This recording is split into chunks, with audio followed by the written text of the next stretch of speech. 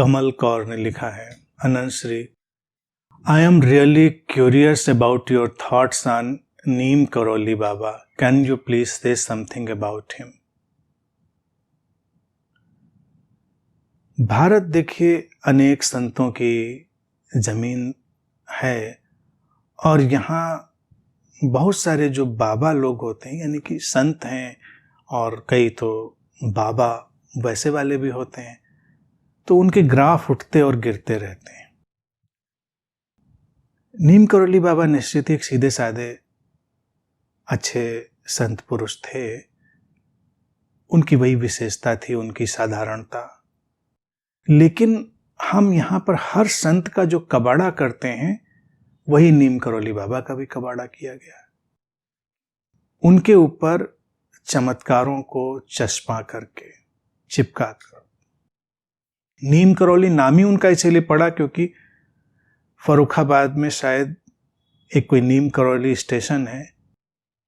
तो वो कहते हैं कि अंग्रेजों के टाइम बाबा जी ने ट्रेन रोक दी, किसी अंग्रेज ने उनको उतार दिया, जो वहां रहा होगा टीटी-बीटी, और ट्रेन चली नहीं क्योंकि बाबा जी ने कहा ट्रेन नहीं चलने देंगे। तो उसलिए कहते हैं उस स्टेशन का नाम ही रख दिया नीम करौली बाबा, या उस स्टेशन के नाम पे शायद इनका नाम पड़ गया, व्हाटएवर।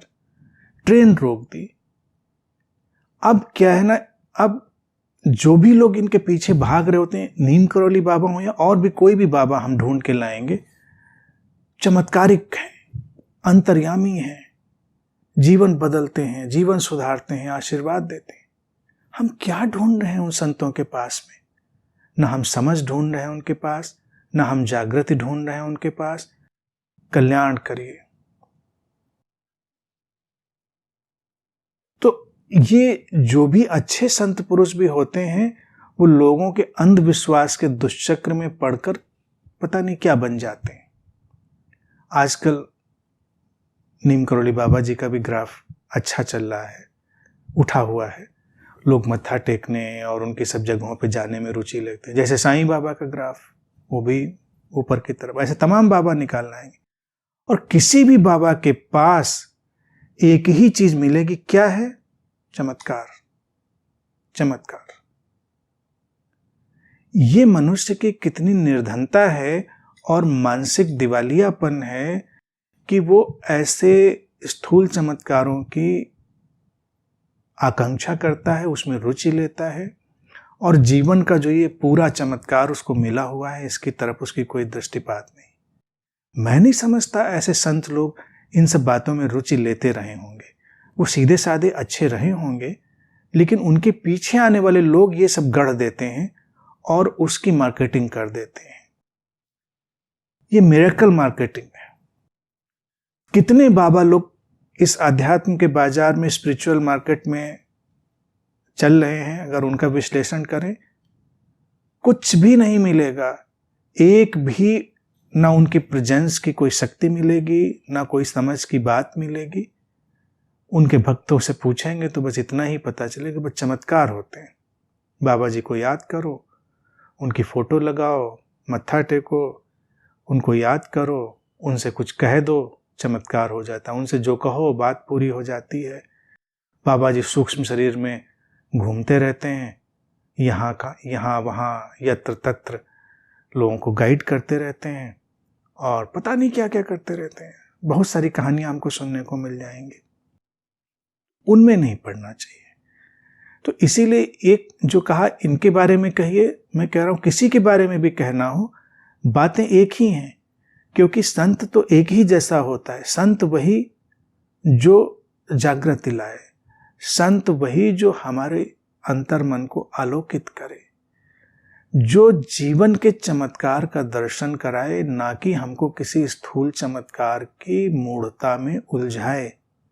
जो कहीं उलझाएगा वो संत तो नहीं हो सकता। अब स्टेशन पर ट्रेन रोकने की ही बात देखिए, जिसकी चर्चा इनकी ऑटोबायोग्राफी में मिल जाएगी, या इनकी जीवनी में। ऑटोबायोग्राफी तो नहीं लिखी होगी, बायोग्राफी होगी। अब सोचिए, अंग्रेजों के जमाने में इनको ट्रेन से उतारा तो ट्रेन रोक ली, और अंग्रेजों की इतनी फौज, इतने उनके सब जो चीज़ें चल रही थी पूरे देश को रौंदती हुई घूम रही थी, तो उनको भी रोक देना चाहिए था। पता चलता आक्रमण के लिए कोई चीज़ चल रही है, उनके व्हीकल चल रहे, सब रुक गए, बात खत्म हो गई। तो क्या देश के लिए योगदान होता है ऐसी चीज़ों का? क्या समाज के लिए योगदान होता है ऐसी बातों का? तिनका भर भी कोई योगदान नहीं होता। लेकिन ऐसे किस्से कहानियों में ही लोग रस लेते हैं, रुचि लेते हैं।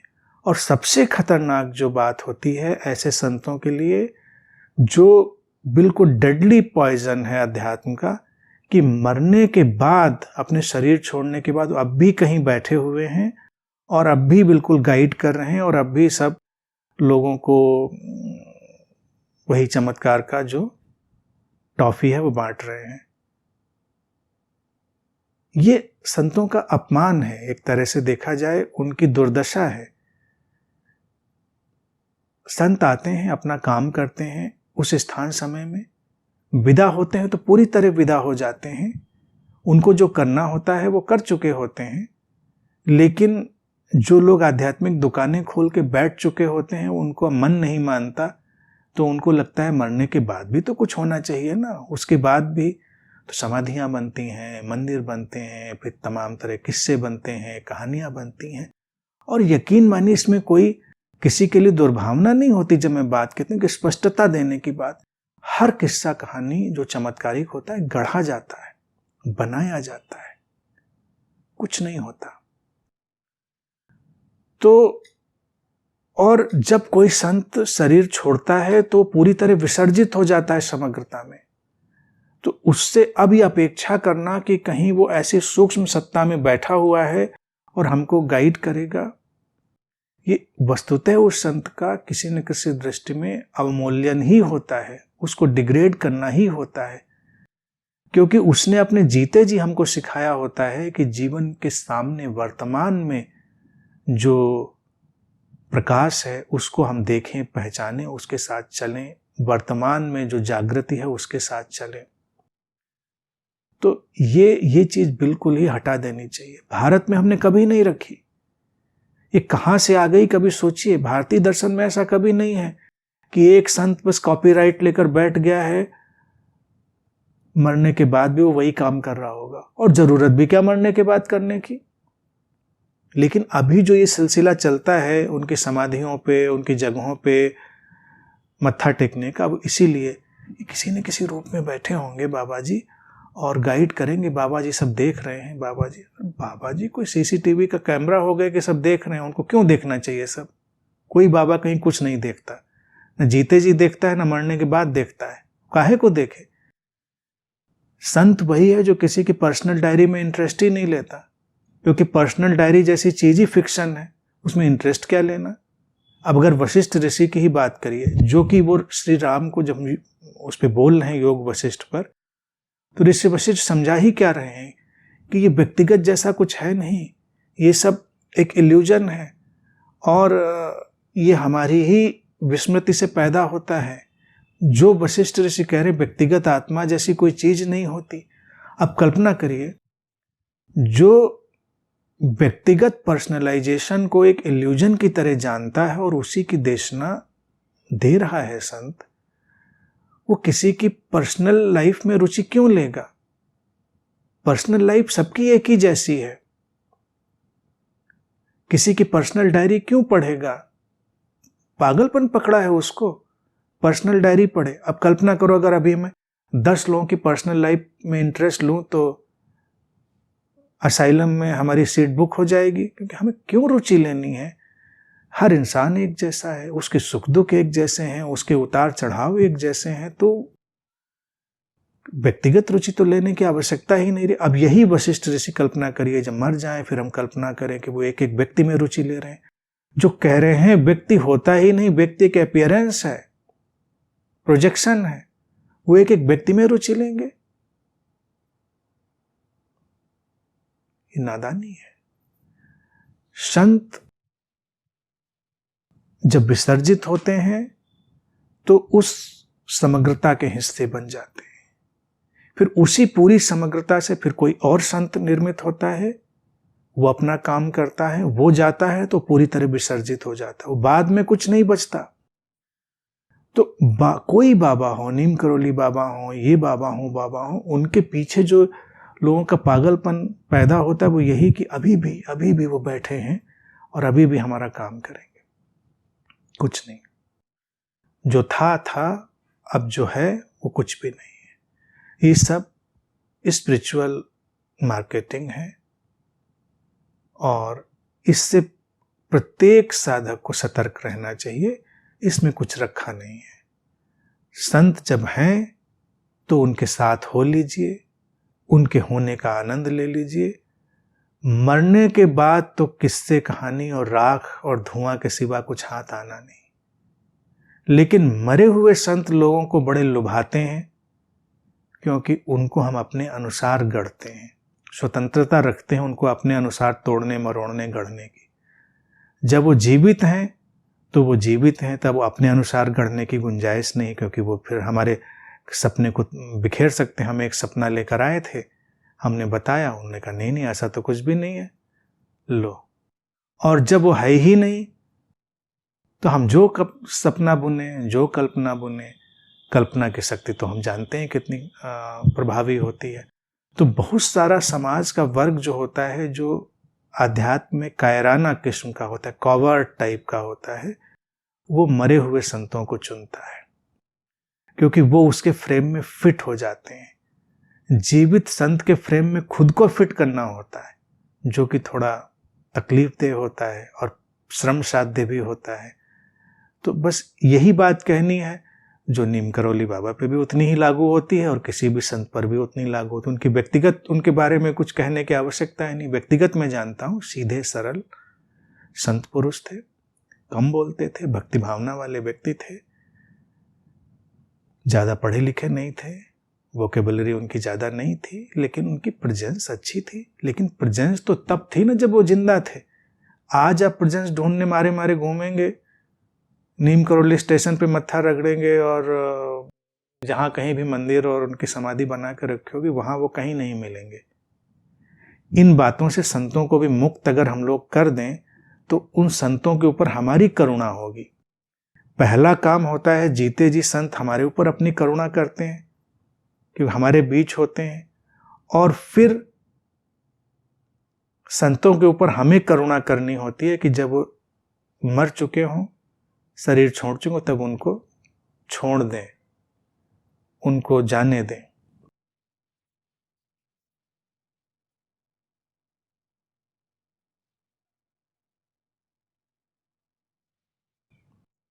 कमल कौर जी ये भी लिखती हैं, I never paid much attention to the miracle stories but he appeared in my imagination at a critical time. I see him as a part of my creative imagination instead of an entity or a personality. I don't know how to explain it. देखिए कमल जी, आपने बहुत अच्छी भाषा का उपयोग किया है, very good, बहुत ही अच्छी भाषा। Part of your creative imagination, exactly this is part of your creative imagination. कोई आए नहीं, प्रकट नहीं हुए, बस आपको लग critical time, yes critical time. क्यों? ये आर्कटाइपल मेमोरीज हैं, बहुत कुछ तैर रहा है। अब आप कहेंगे हमने तो उनके बारे में पढ़ा नहीं था, हमने तो उनके बारे में सुना नहीं था। नहीं, हमारा माइंड एक कलेक्टिव माइंड है, हमारा माइंड एक कलेक्टिव माइंड है। उसमें जो कुछ मनुष्यता ने जाना है सब कुछ पड़ा है। जैसे मैंने कहा फेमाइन, सूखा, इसकी स्मृति सबके शरीर में पड़ी। अब ऐसा तो नहीं कि हम भी उस सूखे को जानते हैं, हम तो नहीं जानते, हमने तो अकाल को नहीं देखा, लेकिन हमारी जो प्रिमिटिव मेमोरी है वो जानती है। और ऑल द टाइम एक कलेक्टिव मेमोरी डेवलप हो रही है। मनुष्यता में जो कुछ भी जहां कहीं भी जाना जा रहा है वो सब कुछ हो रहा है। अब मैं इन बातों पे इतनी अथॉरिटी से इसलिए बोलता हूं क्योंकि ये सब हमने देखा, जाना, जिया, चमत्कारिक लगता है। और एक वक्त था जब मैं बिल्कुल टीनेजर 14-15 साल का, तो जैसे लिखे हो, he appeared in my imagination. Imagination तो जाने दीजिए, मेरे सामने, मैं 9th या 10th में था, मेरे सामने जे कृष्णमूर्ति अपीयर हो गए। मुझे लगा मुझे ऐसा नहीं कि इमेजिनेशन में मैं देख रहा हूं 14-15 साल का बच्चा और वो देख रहा है कि बिल्कुल सामने कोई खड़ा हुआ है। एग्जैक्टली जे कृष्णमूर्ति को हम जानते भी नहीं थे। उसके कुछ दिन बाद मेरे पास कुछ पुस्तकें आती हैं तो हम देखते हैं अरे यही सज्जन थे। And it was so real in my mind. मेरा मन मानने के लिए तैयार नहीं था कि ये अनरियल है। जो देखा है मैंने, ऐसा नहीं कि नहीं देखा, इतना रियल। लेकिन जब मैं तटस्थ होते होते इन सब अनुभवों को देखना शुरू किया, बहुत सारे ऐसे तो अंतहीन सिलसिला है इस अनंत श्री के शरीर मन के साथ जो घटनाएं घटी। तटस्थ होकर देखा तो मैंने कहा it was all imagination in a kind of hallucination, but why it happened, क्योंकि उस समय शायद कोई जरूरत होगी और वो कलेक्टिव माइंड इस चीज को जानता रहा होगा जिसको ये पर्सनलाइज्ड माइंड नहीं जानता था। यानी कि अब नीम करोली बाबा एक भक्ति भावना वाले व्यक्ति थे, समर्पण वाले व्यक्ति। तो आपके जब इमेजिनेशन में वो आए तो आपका अंतर्मन आपसे कह रहा होगा छोड़ दो सब अस्तित्व के ऊपर। जैसे उन्होंने कहा सब राम हनुमान के भक्त थे, सब छोड़ दो राम के ऊपर, सब भली करेंगे राम, सब अच्छा। तो आपको उसकी आवश्यकता रही होगी। मेरी आर्कटाइपल मेमोरी में जब वो हुआ और कृष्णमूर्ति, तो आज आप देखेंगे तो देखेंगे कि हमारी टीचिंग का कहीं ना कहीं वो एक हिस्सा बन ही गए हैं। वही तरीका, वही चीजें। अब ये हमारा माइंड नहीं जानता है उस समय जब बच्चे रहे होंगे कि इस तरह से ये माइंड का इवोल्यूशन हो रहा है। लेकिन चूंकि इस सेट ऑफ बॉडी में जो इवोल्यूशन हो रहा था माइंड का, वो उस सेट से मैच करता था जिस सेट का वो हिस्सा थे, तो वो रिफ्लेक्ट होके सामने आ गया। तो दैट, बट ये सब कुछ हेलुसिनेशन है, माइंड गेम है। जब ये हमारा होना ही एक अपीयरेंस है तो वो सब भी अपीयरेंस है। उनसे सार क्या निकला वो समझना है, बस बाकी सब छोड़ देना है। तो जब संत शरीर में हो तो उनकी करुणा का आनंद लें, और जब संत शरीर छोड़ चुके हों तो अपनी करुणा उनके ऊपर दिखाएं, उनको बख्श दें, उनको विश्राम करने दें। बस इतना ही मुझे हर संत के बारे में और स्वयं के बारे में भी यही कहना है। जब अनंत श्री भी जाएं यहाँ से तो उनके ऊपर करुणा करें, सब विसर्जित, दैंड जीते जी जो उनके साथ जी लिया सो जी लिया। उसके बाद तो सब कथा कहानी, किस्सा कहानी है, फिर कुछ है थोड़े।